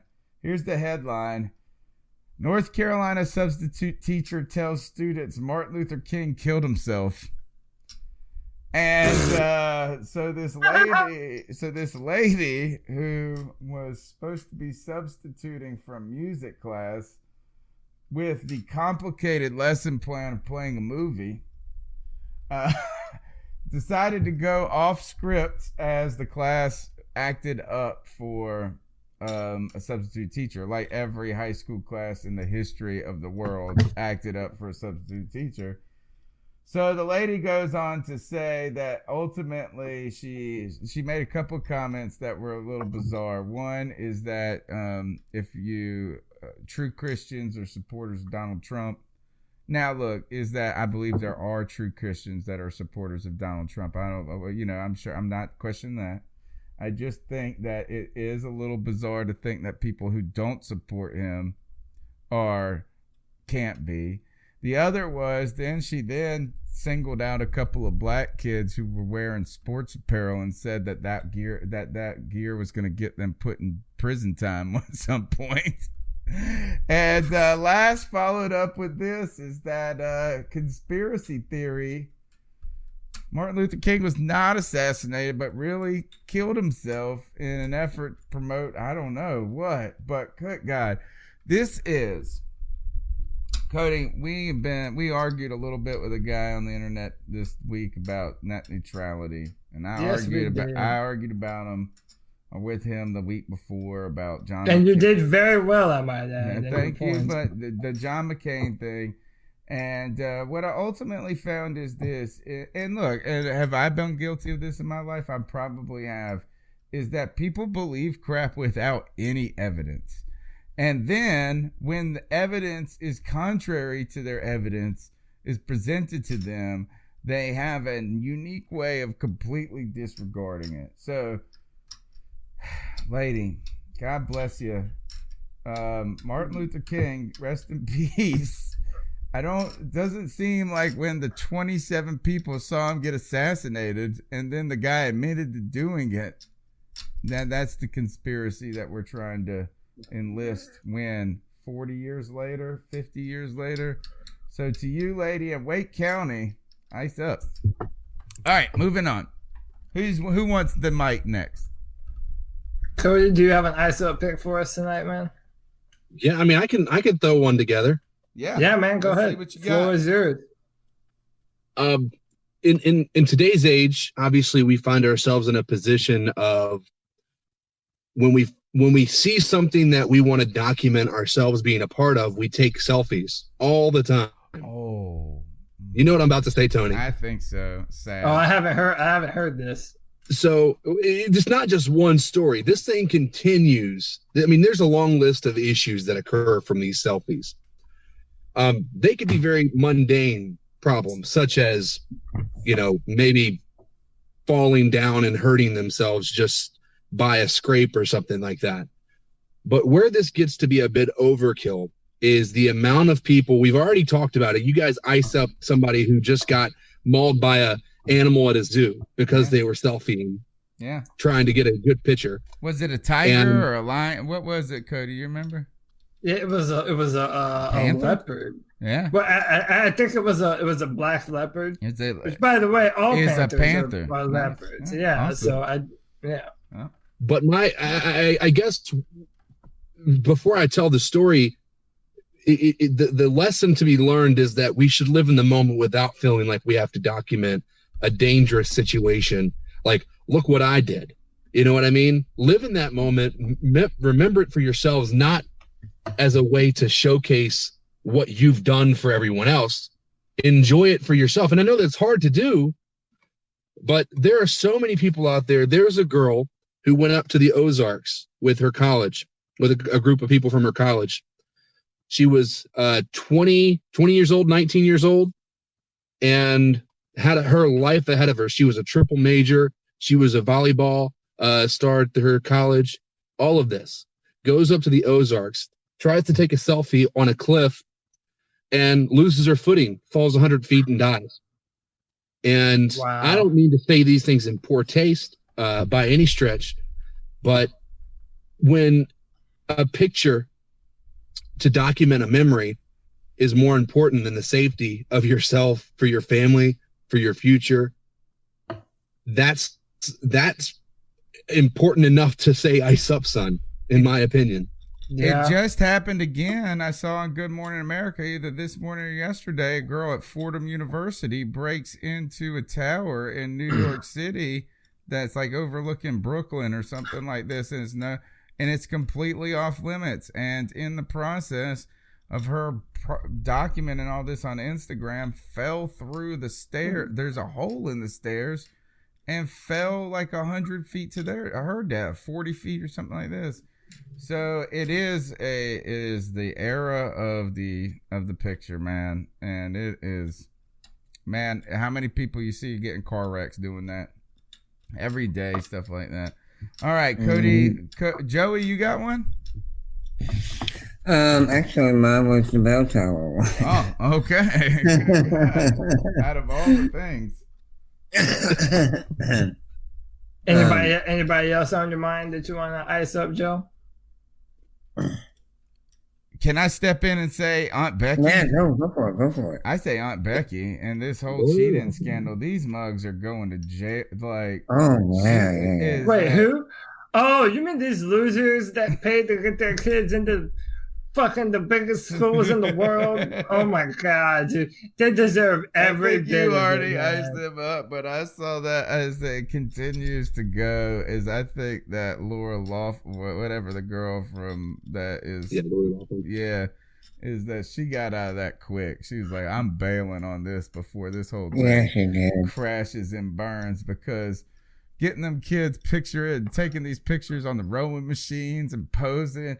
There are kids getting kicked out of school now because they not having gotten in.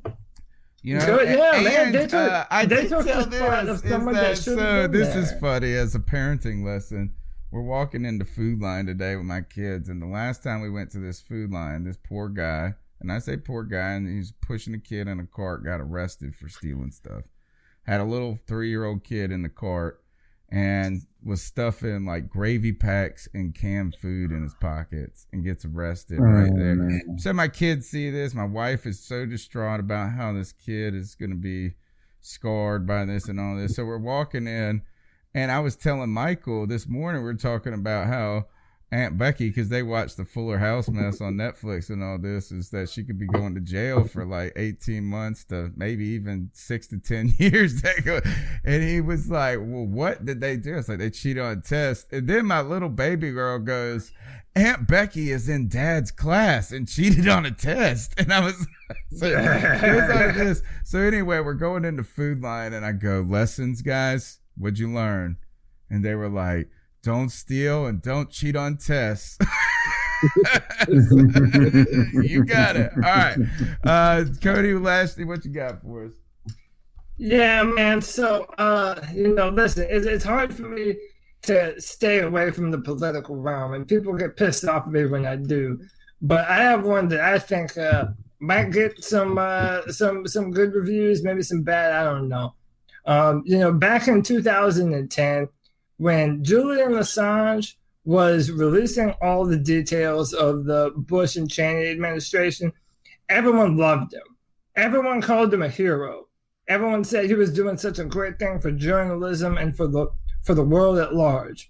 But the minute that they do it to the DNC and Hillary Clinton and the Democrats, oh, well, now he's an enemy of the state. Now he's this. Now he's a terrible, person. Now everyone's coming after him. Let me tell you, man, it's a very slippery slope. First, it's Assange, but now this is the slope that starts them coming for all journalists when they're blowing the whistle on stuff that you should know about.